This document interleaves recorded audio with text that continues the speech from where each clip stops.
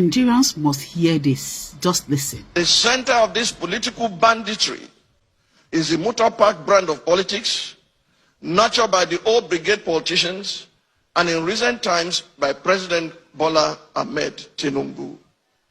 Mr. President, it is through your influence that the Nigerian National Assembly has become a haven for legislative rascality.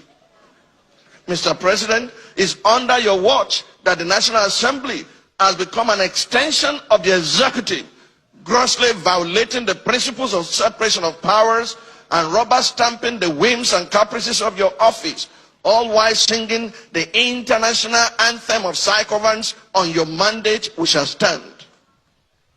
Mr. President, thanks to your political machinations, Nigeria is now bedeviled by a captured National Assembly, the most ineffective in its checks and balances role since the start of the Fourth Republic. In 2006, the Fourth National Assembly had the audacity to reject the tenure exemption bid of a sitting president. In 2010, the Sixth National Assembly summoned the courage to stand against the power hijacking cabal and restore Nigeria to the path of constitutionality by invoking the doctrine of necessity.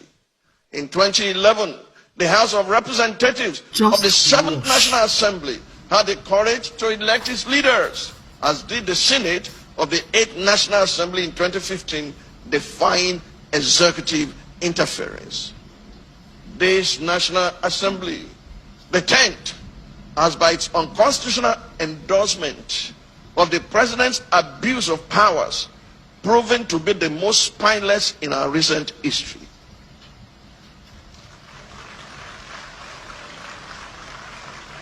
Through its actions and inactions, the National Assembly has in effect become the 48th member of the President's cabinet. While a cabinet minister by the name of Wike, is it Wike or Wike or Wakey?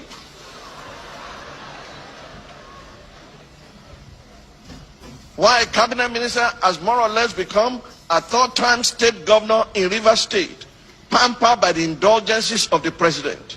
Recent events have made it clear to Nigerians that had this assembly been in place in 2006, when the third-term agenda was proposed, our democracy would have since morphed into one of Africa's lamentable tales of sit-tight dictatorship.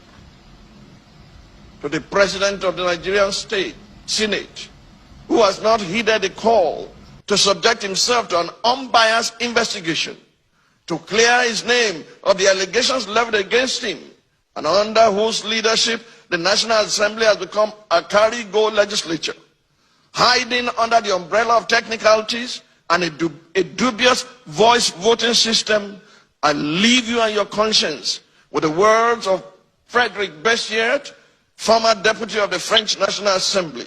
He said, and I quote, "When plunder becomes a way of life for a group of men in a society, over the course of time, they create for themselves a legal system that authorizes it and a moral code that glorifies it." To the President of the Federal Republic of Nigeria, under whose brand of politics the institution of legislative oversight is collapsing and our democracy is faced with an existential threat, I say, Mr. President, Nigeria is too delicate for this kind of politics. If this state capture was what you meant by a Emilokan, it is an anticlimax that can only be counterproductive at the end. I urge you, Mr. President, to think deeply and reflect on these words. No man is wise enough, nor good enough, to be trusted with unlimited power. Mr. President, please stop playing God.